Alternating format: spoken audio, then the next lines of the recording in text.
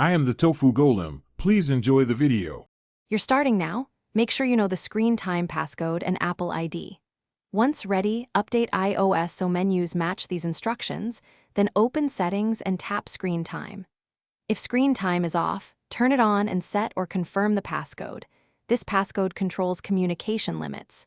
You do this because limits live inside screen time, and without the passcode you can't change them. Now move to Communication Limits to see the current rules for allowed contacts and downtime behavior.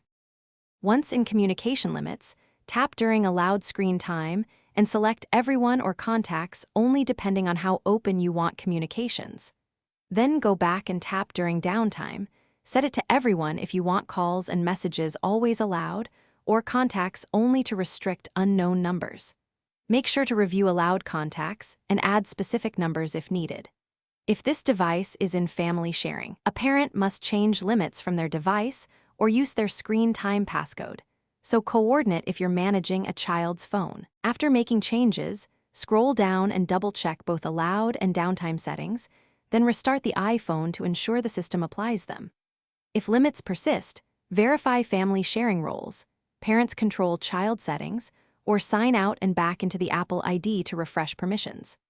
As a final troubleshooting tip, if you've forgotten the screen time passcode, use settings screen time change screen time passcode forgot passcode and follow Apple ID recovery steps. Doing that will let you reset limits without deleting the device.